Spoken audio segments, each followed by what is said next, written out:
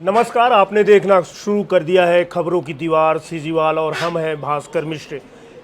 किसी शायर ने क्या खूब कहा है कि वह आदमी नया है मगर सावधान है, बस्ते में उसके नया कोई संविधान है। जी हाँ, हर लोगों के अपने सोच होते हैं, विचार होते हैं, टारगेट होते हैं, लक्ष्य होते हैं और कुछ चाहत होती है। उन्हीं चाहतों को लेकर व्यक्ति आगे बढ़ता है। ऐसा ही एक युवा है जिसकी राजनीति मेरे सामने ही शुरू हुई है। छात्र नेता बना, जन समस्याओं को सुना, सड़क पर उतरा और यहाँ तक कि बिलासपुर से दिल्ली तक का आंदोलन बहुत सहजता से कर डाला। ऊर्जा से भरपूर, तमाम आत्मविश्वास से सराबोर एक ऐसे ही नेता की बात करने जा रहे हैं जो न जाने कॉलेज का छात्र नेता कब राजनेता बन गया। जी हाँ, हम बात कर रहे हैं हीरामणि शुक्ल के सुपुत्र कविता शुक्ला के सुपुत्र सुशांत शुक्ला की। सुशांत शुक्ला जी, आपका सीजीवाल परिवार में नमस्कार। स्वागत है। एक छात्र नेता एकाएक राजनेता बन गया, ये सब कुछ एकाएक था कि प्री प्लानिंग थी? अगर मेरे राजनीतिक सामाजिक जीवन का अध्ययन करेंगे तो 20 साल मुझे लगातार छात्र राजनीति से युवा राजनीति करते करते वर्तमान भौतिक राजनीति की व्यवस्था में। ये भौतिक राजनीति क्या है भाई? भौतिक राजनीति का मतलब ये होता है कि जो सामाजिक सरोकार के साथ राजनीतिक कार्यकर्ता हो जाए। जब आप छात्र नेता को देखते हैं तो शिक्षा के केंद्र में आंदोलन करते हुए, छात्र क्षेत्र में काम करते हुए देखते हैं। जब आप युवा नेता देखते हैं तो युवा क्षेत्र में काम करते देखते हैं। और जब आप भौतिक राजनीति करते हैं तो भौतिक राजनीति का मतलब होता है समाज के हर वर्ग का संपर्क लेकर राजनीति करना। हम इसको राजनेता कहते हैं और हम ये जानना चाहते हैं, बड़ी सरल सरल भाषा हमारे जो दर्शक हैं वो जानना चाहते हैं, क्या ये प्लानिंग में थी कि छात्र नेता, युवा नेता और फिर सीधे सीधे विधायक बन जाएंगे? सामाजिक जीवन के राजनीतिक कार्यकर्ताओं के लिए बहुत सारे आयाम होते हैं और मेहनत की वो पराकाष्ठा होती है, सार्थक परिश्रम की, जिसको सामान्य वर्ग के लोग समझ नहीं पाते कि राजनीतिक जीवन के कार्यकर्ता के जीवन में कितनी परिश्रम की व्यवस्थाओं के साथ वो सामाजिक जीवन को जीता है। इस व्यवहारिकता के साथ जीने वाले व्यक्ति ही राजनीतिक सामाजिक जीवन में आगे जाके निर्वाचन की व्यवस्था से जुड़ते हैं। अक्सर कर ये देखा जाता है कि राजनेता बनने के बाद लोगों को अपने क्रेज की बड़ी चिंता होती है। युवा नेता अथवा छात्र नेता के समय बड़ा तोड़फोड़ करते हैं, उसमें सुशांत शुक्ला भी हैं क्योंकि उनकी राजनीति को मैंने बहुत करीब से देखा है। और मार पीट, सड़क की लड़ाई, उसको पीटना, उसको करना, कभी पीछे मुड़ के देखते हैं तो क्या पश्चाताप नहीं होता कि यार मैंने क्यों उसको पीटा यार, उसको क्यों मारा यार? और एक इमेज के बड़ा असामाजिक तत्व टाइप इमेज बन जाती है। जिसको आप विभिन्न नामों की संज्ञा दे रहे हैं वो मेरे लिए आंदोलन था और ये आंदोलन का परिप्रेक्ष्य समय रहते बदलता जा रहा है। उस समय छात्रों के लिए आंदोलन होता था, फिर युवाओं के लिए आंदोलन हुआ, फिर शहर के हक के लिए आंदोलन हुए। अब सामाजिक जीवन निर्वाचन की व्यवस्था के साथ, संसदीय परंपराओं के निर्वहन के साथ आंदोलन हो रहा है। आंदोलन के प्रकार अलग हैं, आप उसको नामों की संज्ञा देकर आम जनों के बीच में विसंगति ना फैलाएं तो अच्छा होगा। नहीं, आपके ऊपर इस आंदोलन के दौरान एफआईआर भी दर्ज हो गया मैंने है। कहा ना, वो पार्ट ऑफ आंदोलन था, वो आंदोलन का हिस्सा था, मैं उसे आंदोलन मानता हूँ। जनता का ऐसा मानना है और लोगों का भी ऐसा कहना है कि यदि श्री हीरामणि शुक्ल जी यदि आरएस पृष्ठभूमि के नहीं होते तो सुशांत शुक्ला को टिकट नहीं मिलता। मेरे पिताजी मेरा गौरव हैं और संघ के बारे में आप ये बहुत अच्छे से जान लें कि संघ में किसी भी प्रकार की लाभ की प्रत्याशा में आदमी स्वयंसेवक बन के काम नहीं करता। ये संघ की परिपाटी और प्रशिक्षण का विषय होता है। और आप जिनका विषय ले रहे हैं, मैं भारतीय जनता पार्टी का कार्यकर्ता हूं और संघ का स्वयंसेवक हूं। तो संघ की मूल अवधारणा जो है वो समाज में सरोकार के साथ काम करके, सर्वसमावेशी क्षेत्र में काम करते हुए, भारत को पुनः विश्व गुरु स्थापित करते हुए नहीं, यहाँ भारत को विश्व गुरु का मैं आपको व्याख्या दिया, आपको व्याख्या समझ नहीं पाए, इसलिए आप संघ का नाम बड़ी आसानी से ले गए। संघ की त्याग, तपस्या और परिश्रम जो देश के लिए निस्वार्थ होती है, उसकी भाषा को आप संज्ञापित करेंगे तो ये अच्छा नहीं है। नहीं, ये तो माना जाए कि एक सिटिंग एमएलए को रिप्लेस करके सुशांत शुक्ला को टिकट मिलना, उनकी बातों के में दम नजर नहीं आता आपको? देखिए, जिनकी बात क्या है मुझे नहीं मालूम। भारतीय जनता पार्टी कार्यकर्ता मूलक इकाई और हमारे यहाँ कार्यकर्ता मूल इकाई, मैं वर्तमान में भी कार्यकर्ता हूँ और आगे भी कार्यकर्ता रहूँगा। दायित्व तो हमारे यहाँ बदलते रहते हैं। ये दायित्व तो पहले बद्रीधर दीवान जी के पास बेलतरा विधानसभा में थे, उसके बाद वो रजनीश सिंह जी के पास आए और आज वो मेरे पास है और कल किसी और के पास भी होगा। ये भी मैं आपके सामने स्पष्ट कर दूं, बदल दिए ये गए। भारतीय जनता पार्टी ही है जहां पर लोकतांत्रिक तौर पर कार्यकर्ताओं को आगे बढ़ाने का और दायित्ववान करने की व्यवस्था सुनिश्चित होती है। ये किसी एक वंशी परिवार की चरण वंदना की चाटुकारिता पे चलने वाला नहीं, उस चरण वंदना के सवाल तो पूछ लेंगे, लेकिन मेरा ये कहना है कि एक विधायक जीतता है तो उसको रिप्लेस करने के लिए नया चेहरा आ जाता है सामने। मैंने कहा मैंने आपको स्पष्ट कहा ना, हम दायित्व तो बदलने वाले दल के लोग हैं, हम कार्यकर्ता स्पष्ट तौर पर एक हैं। और आपको इस बात को बहुत अच्छे से समझना होगा कि भारतीय जनता पार्टी नेता आधारित नहीं, कार्यकर्ता आधारित संगठन है और कार्यकर्ता ही हमारा वर्तमान दायित्व है, अंतिम दायित्व पूर्व का भी दायित्व है। सुशांत शुक्ला बड़े ऊर्जावान नेता हैं, आज भी हैं और बराबर उनकी आपकी सक्रियता नजर आती है। एकाएक आपने अपना आदर्श जशपुर को बना लिया, क्या इस क्षेत्र में कहीं आपको आदर्श नजर नहीं आता था क्या? छत्तीसगढ़ के लाखों युवाओं के आदर्श थे वो। एक दौर वो भी था जब अविभाजित मध्य प्रदेश में स्वर्गीय दिलीप सिंह जूदेव जी के नाम पर रक्त तिलक करने की होड़ होती थी। राजा नहीं है, फकीर है, छत्तीसगढ़ का वीर है, ये नारे लगते थे गगन गुंजायमान। और सिक्कों से तौलने की परंपरा भी अविभाजित मध्य प्रदेश में किसी के लिए मानी जाती थी, की जाती थी, तो स्वर्गीय दिलीप सिंह जूदेव जी के लिए, जिनको हम कुमार साहब कहते हैं। और कुमार साहब के द्वारा मैं प्रशिक्षित कार्यकर्ता हूँ। मिट्टी का लोंदा था, उन्होंने मूर्ति बना दिया। अब पूजा कराना अपने कार्यशैली के दम पर हम स्थापित करेंगे। बड़ा पागलपन था आपके ऊपर कि नाबालिग दिल्ली निकल गए थे आप दिलीप सिंह जूदेव मेरे जैसे बहुत सारे पागल स्वर्गीय दिलीप सिंह जूदेव जी की टीम का हिस्सा थे, जिन्होंने आज इस मध्य प्रदेश और छत्तीसगढ़ के राजनीतिक इतिहास में स्वर्णिम अक्षरों में नाम लिखा के स्थापित हुए। कुछ उनके साथ जुड़े हुए कुछ ऐसे मामले हैं जो गुदगुदा जाते हैं दर्शकों को, बहुत या आपको? बहुत सारे ऐसे मानना नहीं। देखिए, भावुक विषय है मेरे लिए, क्योंकि जब मैं अपने नेता को याद करता हूँ, आज मैं निर्वाचित व्यवस्था में हूँ और निर्वाचित व्यवस्था में मैं आपको सही बताऊं कि मुझसे ज़्यादा अगर कोई ज़्यादा खुश होता मुझे विधायक के रूप में देख दिलीप सिंह जूदेव खुश, तो स्वर्गीय दिलीप सिंह जूदेव साहब होते। उन्होंने कहा भी है कि इस बच्चे के लिए मैंने कुछ नहीं कर पाया। नहीं, ऐसा नहीं है। उन्होंने आज जो कुछ किया, मैं आज जो कुछ हूँ आज उनके कारण हूँ। चलिए कुछ प्रसंग बताइए ना उनके। कई ऐसे विषय हैं। एक बार मुझे याद है कि विश्वविद्यालय की राजनीति करता था मैं, और विश्वविद्यालय की राजनीति के जो सबसे बड़ा पद होता है कुलपति का होता है। कुलपति महोदय, तत्कालीन कुलपति, नाम नहीं लूँगा, उन्होंने फ़ोन किया उन्हें कि ऐसी बात है। और वो ये बता दीजिए सेंट्रल हो चुका था कि नहीं? नहीं, वो विषय मत पूछिए, नाम नहीं लेना, स्पष्ट हो जाएगा। वो कुलपति महोदय ने स्पष्ट किया, उनको फ़ोन लगाया और फ़ोन लगा के मेरी शिकायत की उनसे। तो उन्होंने उसको बहुत मीठे शब्दों में, और आप यकीन नहीं मानेंगे, मैं सामने ही बैठा था जब फ़ोन आया था। अच्छा, कुलपति महोदय के कुलपति के सामने बैठा था। वो शिकायत कर रहे थे मेरी कि देखो तुम्हारे नेता से मैं बात करता हूँ। उन्होंने फ़ोन लगाया उनको, तो फ़ोन लगाने के बाद उधर से क्या जवाब आया मुझे नहीं मालूम, लेकिन उसके बाद कुलपति जी महोदय जी उठ के मुझे गेट तक छोड़ने आए। क्या बात है। तो अब मैं उस फ़ोन के दूसरे तरफ तो था नहीं, तो लेकिन जो कुलपति महोदय थे उन्होंने धमकी भरे लहजे में अपने संपर्क का हवाला देके छात्र आंदोलन को धमकाने का प्रयास किया था। नेता ने क्या जवाब दिया है मुझे तो नहीं मालूम, लेकिन आज वो प्रसंग याद है मुझे कि उस फ़ोन के बाद कुलपति महोदय गेट तक मुझे छोड़ने आए थे। तो आप ये समझ सकते हैं कि कार्यकर्ता को संरक्षित करना और कार्यकर्ताओं को आगे बढ़ाने का कार्य स्वर्गीय दिलीप सिंह जूदेव के अंदर बखूबी था। और मेरा ऐसा मानना है कि राजनीतिक जीवन के सामाजिक कार्यकर्ता या सामाजिक जीवन के राजनीतिक कार्यकर्ता के अंदर एक गुण तो स्वर्गीय दिलीप सिंह जूदेव जी का जरूर होना चाहिए कि कार्यकर्ता और जनता का व्यवहार के साथ कैसे हो जाना। आप में क्या है?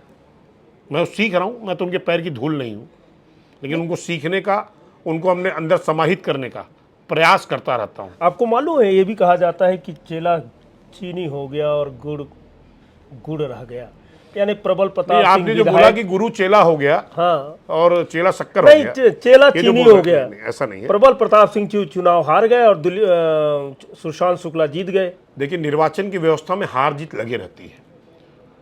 ईमानदारी से प्रयास होना और निर्वाचन की व्यवस्था के साथ सामाजिक जीवन का राजनीतिक कार्यकर्ता बने रहना, ये बहुत बड़ा विषय है। प्रबल प्रताप सिंह नहीं कर पाए।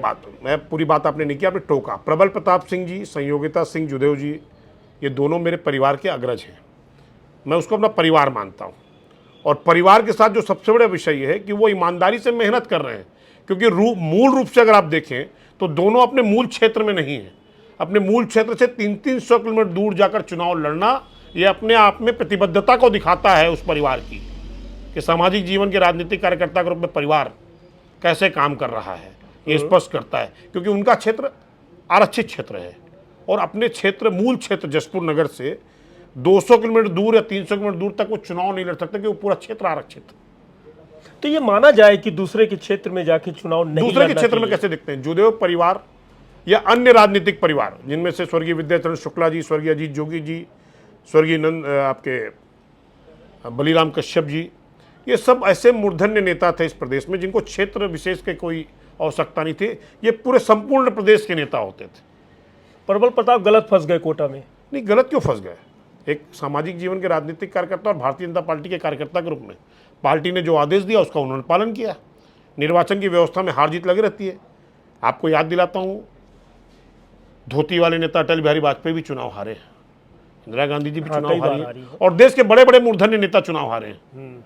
इसका मतलब निर्वाचन में हार कोई विषय नहीं है, सतत लगे रहना ये महत्वपूर्ण विषय होता है। अपने नेता को बिल्कुल टेबल पर अच्छा सेट कर ले जाते हैं कि अटल बिहारी वाजपेयी, प्रबल प्रताप सिंह, ये अच्छा उदाहरण है आपका। उदाहरण नहीं है, पीढ़ी दर पीढ़ी राजनीतिक कार्यकर्ता बने रहना ये अपने आप में बहुत परिश्रम का विषय है। और आपको शायद तक इस बात का अंदाजा नहीं है कि डॉक्टर का बेटा डॉक्टर हो सकता है, वकील का बेटा वकील हो सकता है, इंजीनियर का बेटा इंजीनियर हो सकता है, एक आईएएस का बेटा आईएएस हो सकता है, एक प्रशासनिक अधिकारी का बेटा प्रशासनिक अधिकारी हो सकता है। तो सामाजिक जीवन के राजनीतिक कार्यकर्ता के रूप में उस क्षेत्र को स्वीकार करते हुए काम करना बहुत प्रतिबद्धता का विषय है। मैं आपको बहुत स्पष्ट कर दूं कि सामाजिक जीवन के राजनीतिक कार्यकर्ता का क्षेत्र आपको देखने में बड़ा आसान लगता होगा। 24 घंटे 7 दिन थैंकलेस जॉब में आप लगे रहते हैं, और इस क्षेत्र को स्वीकार करके अगर आप काम कर रहे हैं तो ये अपने आप में बड़ा विषय है। यानी कहना चाहते हैं नेता का बेटा नेता हो सकता है, सामाजिक जीवन का राजनीतिक कार्यकर्ता हो सकता है। तो फिर परिवारवाद का विरोध क्यों है? परिवारवाद नहीं, वंशवाद का विरोध है। एक वैचारिक पृष्ठभूमि का दल बनाकर एक परिवार के तत्व निमित्त रखते हुए, दरअसल भाजपा को शब्दों से खेलने की बाजीगरी हासिल है। वंशवाद, परिवारवाद, अरे साहब आप वंश कहाँ, नेहरू का वंश अलग है, राहुल गांधी का वंश अलग है, तो फिर आप कैसे कोलैबोरेट कर रहे हैं? कैसे बोलते हैं? छद्म गांधी कौन है देश में आज? कौन है छद्म गांधी? वास्तविकता में इस देश की आजादी के लड़ाई के प्रणेता महामना महात्मा गांधी के नाम पर अपने आप को गांधी रखकर राजनीतिक विरासत को साझा महान करने नेता ने वाला। अपना उपनाम दे दिया था, उसमें क्या किसने ऐतराज है? उपनाम दे दिया? महात्मा गांधी ने यही तो दिया था। समझाना चाहता हूं, उपनाम कौन? उपनाम की विषय क्यों? गांधी या गांधी? इस बात पर देखिए, इतिहास पर चर्चा करेंगे तो शायद तक मुझे आप हरा नहीं पाएंगे। मैं आपको बहुत स्पष्ट कर दूं कि छद्म गांधियों ने इस देश में 70 साल तक वंशवाद की राजनीति करते करते, एक विचार परिवार को पल्लवित पोषित करते हुए चरण वंदना की चाटुकारिता में इस देश को डुबा दिया था। सामाजिक जीवन के राजनीतिक कार्यकर्ता के रूप में आप काम करते रहिए, लेकिन मेरे पार्टी का अध्यक्ष गांधी नहीं हो सकता। मेरी पार्टी का अध्यक्ष नितिन गडकरी हो सकते हैं, राजनाथ सिंह जी हो सकते हैं, नड्डा जी हो सकते हैं, जो सामान्य परिवारों से निकले। हम लोग भटक नहीं गए? कहां परिवारवाद भटक गए? परिवारवाद मैंने कहा ना आपको, मैंने वंशवाद और परिवारवाद की व्याख्या की आपको। तो वंश परिवारवाद की व्याख्या जब आप करते हैं तो मैं आपको बताना चाहता हूं कि नेता का बेटा को नेता होने का अधिकार है क्योंकि वो खटता है, लेकिन वंशवाद की महत्ता यह होती है कि एक पूरे देश की व्यवस्था एक परिवार के निमित्त हो जाए और लगातार उस सत्ता का केंद्र बना रहे एक वंश। मालूम है, तो एक विषय बन हम जाता लोग है। बातचीत कर रहे हैं, मंच जी। पर नहीं है। तो मंच में नहीं हूं, इसलिए जवाब दे रहा हूं आपको। तो यानी आप वंश, अब जब देखिए, आपने परिभाषा पूछी तो सुनना तो होगा आपको। नहीं, आपने वंशवाद की अच्छी कैटेगरी जी, कर जी, दिया जी। कि जहां अपने परिवार को सेव करने के लिए कौन वंशवाद सा को परिवार दिया। की बात की है? मैंने यही कहा ना, लगातार प्रधानमंत्री बनना, देश का केंद्र बनना, सत्ता का केंद्र बने रहना और एक परिवार तक पूरी धुरी समाप्त करना, उसको कहते हैं वंशवाद। थोड़ा सा एक विषय में भटक गया था, जुदेव जी से जुड़ा हुआ है, फिर मैं यहीं आ जाऊंगा। ये प्रशासनिक तानाशाही क्या होता है? प्रशासनिक आतंकवाद होता है। क्या होता है ये? प्रशासनिक आतंकवाद की व्याख्या यह होती है कि लगातार सरकारी नियमों के आड़ में जनहितैषी योजनाएं और जन सरोकार से जुड़े कार्यकर्ताओं को रोकना, यह प्रशासनिक आतंकवाद है। ये आप पर कहा था किसने, मालूम है आपके केस के मामले में? मेरे नेताजी स्वर्गीय दिलीप सिंह जुदेव साहब कुमार साहब ने कहा था। सिर्फ आपको बचाने के लिए? सिर्फ मुझे नहीं बचाने के लिए, एक दौर था और ये दौर पिछले 5 साल भी चला और 2001 से लेकर 2003 तक भी नहीं, चला। वो जब कांग्रेस सरकार आएगी तब तक ये दौर चलेगा। मैं यही समझाना चाह रहा हूं कि प्रशासनिक लचरता और उसकी व्यवहारिकता के साथ सामान्य विषय को रोकना और उससे विसंगति पैदा करना, यह है ही प्रशासनिक आतंकवाद है। इन दिनों फिर से हम लोग नए सवाल पर आ जाते हैं। इन दिनों आप भी मैं हैं, आपको प्रशासनिक आतंकवाद का एक उदाहरण अभी तत्कालीन देता हूं। चलिए बताइए। मेरे पूर्व विधायक साथी बड़े भाई रजनीश सिंह जी, जो मेरे अभिभावक भी हैं, वो 5 साल विधायक रहे और 5 साल स्थिति ये रही कि 5 सालों में उनकी विधायक निधि या उनके द्वारा अनुशंसित विभिन्न योजनाओं के कार्यों को तकनीकी स्वीकृति तक नहीं दी जाती थी, जो आज दिनांक तक लंबित है, व्यवहारिक दिक्कत करके। इसको प्रशासनिक आतंकवाद कहते हैं, क्योंकि उस समय बदलापुर की राजनीति करते करते तत्कालीन भूपेश बघेल सरकार ने सिर्फ इसलिए बेलतरा विधायक के साथ भेदभाव या बदलापुर की राजनीति की कि वो भारतीय जनता पार्टी के विधायक हैं। और अब के बताता हूं, और उसके बाद जब 3 दिसंबर को मैं निर्वाचित होकर आया और आज मैं 5 अप्रैल को आपके साथ बैठ के बात कर रहा हूं, तब 300 करोड़ के काम स्वीकृत होके, तकनीकी स्वीकृति होके, आधे से ज्यादा काम प्रशासकीय स्वीकृति होके, और आज कार्य चालू होने की स्थिति में आ गए हैं। यही व्यवहारिक अंतर है भारतीय जनता पार्टी और कांग्रेस की वैचारिक पृष्ठभूमि से, कि वहां पर प्रशासनिक अधिकारियों से व्यवहारिक तौर पर आतंकवाद कराया जाता है और भारतीय जनता पार्टी में जनता को सुशासन के संकल्प की परिकल्पना पूर्ति की जाती है। सवाल बहुत है विधायक महोदय, हम ये जानना चाहते हैं कि रजनीश सिंह का अब जब फिर से एक बार नाम आ गया है, तो रजनीश सिंह के प्रति इतनी उदारता आपकी क्यों होती जा रही है? भाई अपने वरिष्ठ, क्योंकि उन्हें शहीद किया गया है इसलिए? नहीं, मैं आपको यही आपकी समझ आपके साथ है। नहीं, आप अपनी लेकिन समझ बता मैं अपनी समझ बता रहा हूं। मेरे दल के वरिष्ठ कार्यकर्ता हैं वो, जिनसे सीख कर मुझे आगे बढ़ना है किसी नेता में ऐसा दम जो दायित्व बदले और चुप होकर काम कर जाए पार्टी का? जो बिना मतलब के अगर सूली पर लटका दिया गया है, कौन सा बिना मतलब? यही मैं बोलना चाहता हूं। उससे पहले दीवान जी थे, दीवान जी जीवित थे तब टिकट मिली थी, हारने के बाद भी मिली थी। कहां मिली थी? दीवान जी जीवित थे तब रजनीश भैया को दायित्व परिवर्तन हुआ था, और रजनीश भैया के बाद मुझे दायित्व परिवर्तन हुआ। और मैं बहुत स्पष्ट तरीके से कह रहा हूं कि आने वाले समय में ये दायित्व मेरे पास स्थायी रहेगा या नहीं रहेगा, चलिए प्रशासन, ये बदलता रहेगा। प्रशासनिक आतंकवाद मैंने व्याख्या कर दिया, प्रशासनिक आतंकवाद मैंने व्याख्या कर दिया आपको। अब नहीं है, अब नहीं है, तो दिख रहा है सुशासन का संकल्प, बदलापुर सुशासन का सूर्योदय हो चुका है। एक उदाहरण दीजिए, मेरे पास 10 उदाहरण हैं, मैंने अभी एक उदाहरण आपको दिया। एक उदाहरण दीजिए जो भारतीय जनता पार्टी की सरकार में बदलापुर की व्यवस्था बनाई जा रही हो, एक उदाहरण, सिंगल उदाहरण। चलिए और आगे प्रश्न आप बताइए ना। उदाहरण बहुत है, उदाहरण आपको भी मालूम है, बताइए ना। मैं तो पूछ रहा हूं, आप ही से उससे जुड़ा, मैं तो पूछ रहा हूं भास्कर जी, सवाल भास्कर जी मैं पूछ रहा हूं, आप एक बदलापुर की राजनीति भारतीय जनता पार्टी के विष्णुदेव साय की सरकार में उदाहरण बताइए, और मैं स्पष्ट कर रहा हूं यही सुशासन का सूर्योदय है। विधायक जी मैं आ जाएगा, मैं अगला जब क्वेश्चन करूंगा वो भी आ जाएगा। जैसे ही एक युवा विधायक सुशांत शुक्ला विधायक बनता है, तो उस समय आनन फानन में अवैध प्लाटिंग के खिलाफ कार्रवाई, रेत परिवहन के खिलाफ कार्रवाई खूब हुआ और होना भी चाहिए। बाद में पता चलता है कि ये तो सिर्फ अपने और अपने के सुरक्षित रखने वालों के लिए ही विधायक ने किया है। कैसे? आपने प्रश्न पूछा, मैं आपसे पूछता हूं, एक उदाहरण बताइए कि भारतीय जनता पार्टी से जुड़ा हुआ एक भी कार्यकर्ता या पदाधिकारी इस अवैध गतिविधियों में, अवैध प्लाटिंग के, अवैध खनिज उत्खनन के, इसी में भी लिप्त हो, और जिसकी शिकायत मैं चुनौती के साथ कह रहा हूं आपको, आपके चैनल पर एक शिकायत बताइए। और मेरे पास 10 नाम है कांग्रेस के पदाधिकारियों के, जिन्होंने जमीन की बंदरबाट की, अवैध कॉलोनियों के निर्माण में जनता को ठगा, और तो और रेत के उत्खनन में अति इतनी थी कि संवेदनहीनता का पराकाष्ठा हो गई थी कि जब एक परिवार की 3 बेटियां की अर्थियां एक साथ निकलती हैं उस अवैध रेत खदान के माध्यम 4 महीने हो गए, तो आपने क्या कर हमारे प्रक्रिया कार्रवाई होगी। यही तो आप अभी बोल रहे हैं कि कार्रवाई हो रही है, और आप एक तरफ बोलते क्या हो रहा है? दिखनी चाहिए। मैं पूछना चाहता हूं तत्कालीन सरकार ने एफआईआर क्यों नहीं की? शिकायत तो हुई, किसने की?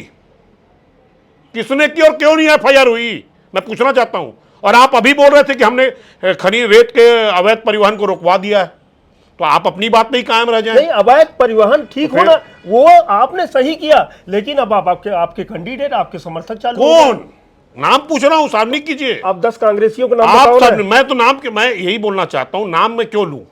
वो तो जग जाहिर है। अभी एफआईआर होने जा रही है अवैध कॉलोनाइजर के ऊपर। मालूम है कि मैं आपके अवैध कॉलोनाइजर के ऊपर अवैध कार्रवाई होने जा रही है। मैं, आपने प्रश्न मुझसे पूछा, मैंने स्पष्ट कहा कि भारतीय जनता पार्टी की पृष्ठभूमि से जुड़े हुए मेरे क्षेत्र के कार्यकर्ता या पदाधिकारी का नाम आप सार्वजनिक कीजिए, कल कार्रवाई होगी, लेकिन आपको सार्वजनिक करना होगा।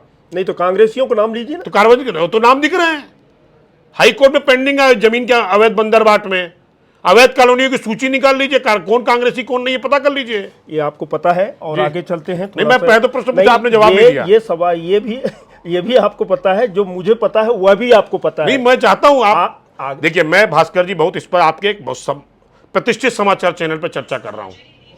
अगर आप मुझसे प्रश्न पूछ रहे हैं और मैं आपको प्रति प्रश्न कर रहा हूं तो आपको सार्वजनिक करना चाहिए, मैं कार्रवाई के लिए तैयार हूं। सर्वाधिक अवैध प्लाटिंग आप ही के यहाँ हो रहा है ना, मैं बोल रहा हूं 208 अवैध कॉलोनियां हैं जो पूर्ववर्ती सरकार के संरक्षण में बनी है और 200 के आसपास कॉलोनियां हैं जो बिकने को तैयार है पूर्ववर्ती सरकार के संरक्षण में। थोड़ा माइल्ड क्वेश्चन, जी। धीरे धीरे क्या इनको बचा लिया जाएगा? क्यों बचा लिया जाएगा? कार्रवाई सुनिश्चित हो रही है। आज ही एक प्रतिष्ठित समाचार पत्र में छपा है कि कुछ कॉलोनाइजर के ऊपर जिनके पास दस्तावेजी प्रमाणीकरण हो गए हैं उनके विरुद्ध अपराध दर्ज हो रहे हैं। अब चलिए थोड़ा सा और आगे बढ़ लें। आप लोग नैतिकता की जो रबर है ना कुछ ज्यादा तानते हैं। जी। बड़े बड़े नेता आपके चुनाव के समय बदजुबानी करने से गुरेज नहीं करते। जी। महंत ने ऐसा क्या कह दिया कि आप लोग प्रेस कॉन्फ्रेंस धड़ाधड़ प्रेस कॉन्फ्रेंस लेना शुरू कर दिए? क्या भारतीय जनता पार्टी को कांग्रेस प्रत्याशियों से बहुत ज्यादा डर लगने लगा है? आपने दो बातों को एक साथ मिक्सचर करके कहा। पहला तो मैं प्रश्न कर दूं कि ऐसी बदजुबानी का विषय कहां पर आया, ये पहले स्पष्ट करें। दूसरा, महंत जी ने देश के प्रधान सेवक को लाठी मारने की बात की थी। सर पर लाठी कौन मारेगा? ये तो हाना और मुहावरा बता रहे हैं। कौन सा हाना मुहावरा है? बताइए ना, कौन सा ऐसा मामला है? सर पर लाठी, अरे हाना और मुहावरा। मैं आज ये कह दूं कि मैं राहुल गांधी जी के सर पर लाठी मारने के लिए कौन तैयार है? बताओ, ये हाना मुहावरा हुआ क्या? देश के यशस्वी प्रधानमंत्री के विरुद्ध सर फोड़ने की बात करने वाले महंत जी होते कौन है? और मैं आज आपको बता दूं, यह साहस कांग्रेस के किसी नेता में है भी नहीं। और किसी माइक लाल ने दूध पिया है तो सार्वजनिक करके आ जाए मैदान में। पहला सर मेरा होगा फोड़ने के लिए, आगे फोड़े ना, मैं हूं मोदी, मेरा सर फोड़े पहले। अगर माइक लाल ने दूध पिया है महंत जी और महंत जी के पूरे कांग्रेसी कार्यकर्ताओं ने, तो लाठी चला के दिखाएं। फिर वही रबर क्या तिलने? हम आपको बोला ना, जब हमारे नेता पर प्रश्न होगा तो हम छाती लड़ा के बात करेंगे। क्या आप लोग बदजुबानी कौन बदजुबानी कर रहे हैं? बताइए ना, कौन सी बदजुबानी, कब? इससे पहले पूर्ववर्ती सीएम साहब ने हमारे 15 साल के माननीय मुख्यमंत्री जी के विरुद्ध, पूर्व मुख्यमंत्री जी के ऊपर विरुद्ध चारित्रिक टिप्पणियां की, परिवार पर टिप्पणी की, तब भी हम शांति से सह गए। हमने प्रतिकार जरूर किया बयानों के माध्यम से। हर बार कांग्रेस के विषय पर ही क्यों आता है? मैं आपको बता देना चाहता हूं, सिर्फ छत्तीसगढ़ प्रदेश के माध्यम से नहीं, पूरे देश में मानसिक विकार का शिकार हो गई है कांग्रेस। उनके जो नेता हैं, फिर भी आप डरे हुए हैं। कौन डर रहा है? दो ही लोगों से डरे हुए हैं। किससे डरे हुए हैं? आप स्पष्ट करें। तो भारतीय जनता पार्टी का कार्यकर्ता ना किसी से डरता है और ना किसी के आधार पर चलता है। भारतीय जनता पार्टी का कार्यकर्ता अपनी पार्टी के अनुशासन के हिसाब से जनता के साथ, जनता का होकर और जनता के लिए काम करने के लिए प्रतिबद्ध होता है। तो ही नाम चरणदास महंत ने लिया था जी। देवेंद्र बिलासपुर कांग्रेस प्रत्याशी और राजनांदगांव प्रत्याशी। क्या इतना डर है इन दोनों से आप लोगों को? किसको डर है? वो तो महंत जी को डर है। महंत जी क्यों लाग लपेट करके बात कर रहे हैं? महंत जी को डर होता तो बोलते नहीं, और आप में डर नहीं होता तो प्रेस कॉन्फ्रेंस करते आज नहीं। देवेंद्र यादव जी जो अभी बिलासपुर लोकसभा के कांग्रेस के प्रत्याशी और भिलाई से विधायक, आखिर क्या आवश्यकता थी कि देवेंद्र यादव जी जो युवा नेता हैं और एक अपराधियों की टोली लेकर निकले हैं प्रदेश में? अभी कुछ दिनों पहले ही समाचार पत्र में पढ़ा, मैं सप्ताह हुआ है, नहीं कुछ पढ़ा मैं, कि पूर्ववर्ती सरकार में ही जिनका नाम गुंडा लिस्ट में आया हो वो जिले के अध्यक्ष हैं, ब्लॉक कांग्रेस, युवा कांग्रेस के अध्यक्ष हैं। वो तो आप बताइए, समाचार पत्र पढ़िए, आप बताइए ना कौन है? आप जानना चाहते? एक रेलवे क्षेत्र का युवा नेता है जो जिला अध्यक्ष है यूथ कांग्रेस का, वो गुंडा लिस्ट में आया पूर्ववर्ती सरकार के समय। एक ब्लॉक कांग्रेस यूथ कांग्रेस का अध्यक्ष है जो बिल्हा से आता है, वो गुंडा लिस्ट में है। डर नहीं हो तो नाम भी बता। मैं बता रहा हूं ना, अरे भाई सार्वजनिक छपा है। अरे आप भी बता। मैं एक राष्ट्रीय आपके चैनल, प्रतिष्ठित चैनल पर हूं, समाचार पत्र में छपा है, पुलिसिया कार्रवाई हुई, पता कर लीजिए। अभी 2 दिन पहले 110 की यानी तड़ी पार की कार्रवाई हुई तथाकथित यूथ कांग्रेस के नेता के विरुद्ध। इससे पहले बिलासपुर के नगर विधायक, एक हमारे तथाकथित युवा नेता जो जिला बदर थे, उनको कंधे में हाथ रख के राजनीतिक संरक्षण देते थे। आखिर कांग्रेस अपराधियों का गढ़ क्यों है, क्यों उनका शरण स्थली है, ये मैं जानना चाहता हूं। आप कैरेक्टर लिखने वाले कौन होते हैं? मैं कहां लिख रहा हूं? प्रशासन लिख रहा है। शासन इन्हीं के समय में वो लिस्ट बनी है। लिख रहा है कि लिखवा रहा है? लिख रही है, प्रशासन ने इनके समय के दिए गए प्रतिवेदन को ही जारी किया। सरकार में 90 दिन हुए साहब।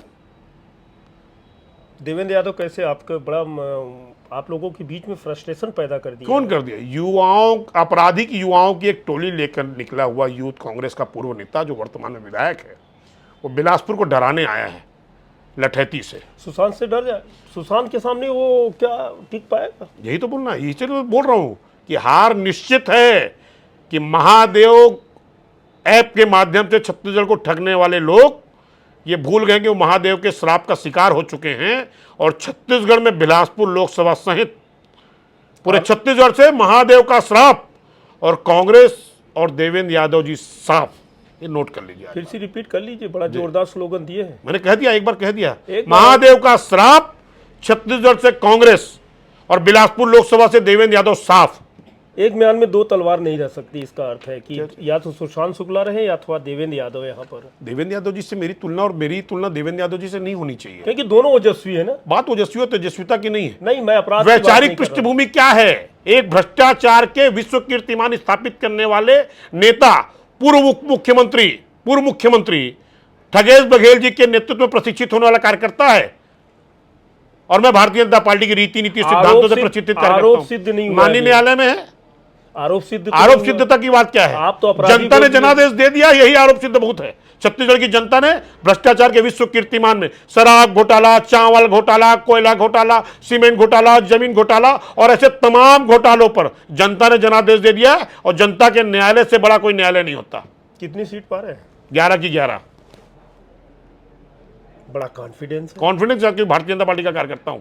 मोदी जी के काम पर, मोदी जी के नाम पर और भारतीय जनता पार्टी के कार्यकर्ताओं के अथक परिश्रम पर मुझे विश्वास है। महंगाई के नाम पर भी वोट मांगेंगे आप? कौन सी महंगाई? नहीं है। क्यों नहीं रोते हैं? क्यों जनता नकार रही है? लगातार चुनाव भारतीय जनता पार्टी को जिताते आ रही है। किस बात पर आप विषय वस्तु को बिगाड़ना चाहते हैं? दरअसल आप लोगों का कैरेक्टर थोड़ा बाली की तरह हो गया है। सामने जाते हैं, उसकी आधी ताकत ले लेते हैं, पूरे भ्रष्ट कार्यकर्ताओं को लिए और अपने यहाँ प्रशिक्षण करने के लिए रोक। मैं आपसे एक सवाल पूछना चाहता हूं, अगर आप मुझे संबंधित देवतुल्य के साथ मेरे दल को जोड़ नहीं, रहे मैं हैं। बाली की बात बोल। मैं बाली भी देवतुल्य थे। श्रीमान बाली जो हमारे रामायण के किरदार हैं, तो बाली जी अगर आधी ताकत ले लेते तो आप कमजोर हो ना, तब तो आधी ताकत आ जा रही है। लेकिन आप लोग भ्रष्टाचारियों को ही ले रहे हो, जिसको आप लोग को ऐसे जादुई की छड़ी घुमाए प्रधानमंत्री ने और वो भ्रष्ट हो गया, उसको आपने अपने एक तरफ आपने अभी कहा कि न्यायालय में दोष सिद्ध नहीं हुआ है एक विषय पर, और दूसरे तरफ आप उसी विषय को फिर उठाते हैं। ये विषय बहुत लंबा हो तो जाएगा यही मैं समझाना सुशांत जी, चाहता और हूं, बहुत मैं आपको अच्छा- समझाना चाहता हूं भास्कर जी। एक तरफ आपने एक व्यक्ति के ऊपर बोला कि न्यायालय में भी मामला लंबित है, निश्चित नहीं हुआ, दूसरे तरफ आप भी सफाई करने लग गए नहीं, हैं। वो जहां जाएगा जांच बंद हो जाएगी जनता तो भ्रष्ट। सामाजिक जीवन के राजनीतिक कार्यकर्ताओं के ऊपर आरोप न्यायालय अपनी प्रक्रिया के तहत सिद्ध करेगा, लेकिन माननीय न्यायालय के पहले जनता अपने न्यायालय में सिद्ध करती है। और अगर जनता जनादेश देकर व्यवहारिकता के साथ खड़ी है तो आप ये मान लीजिए कि आपके दोषारोपण की व्यवस्था वहां पर शून्य हो जाती है। लीक गाड़ी चले, लीके चले कपूत, लीक छोड़ तीनों चले शायर सिंह सपूत। सुशांत शुक्ला अच्छे वक्ता है, प्रखर वक्ता है। अब जितनी दिन की मेरी पत्रकारिता हुई उतनी दिन के उनका छात्र जीवन से वर्तमान राजनेता बनने तक का सफ़र है। हमें अच्छी ढंग से जानते हैं सुशांत शुक्ला ओजस्वी भाषण देने वाले और स्पष्ट सुविचार, और साथ ही साथ वो अपनी बातों को सहजता के साथ परोस देने वाले नेताओं में शुमार होते हैं। आज इतना ही, दीजिए आज्ञा, नमस्कार। सुशांत जी आपका भी बहुत बहुत धन्यवाद भास्कर भैया।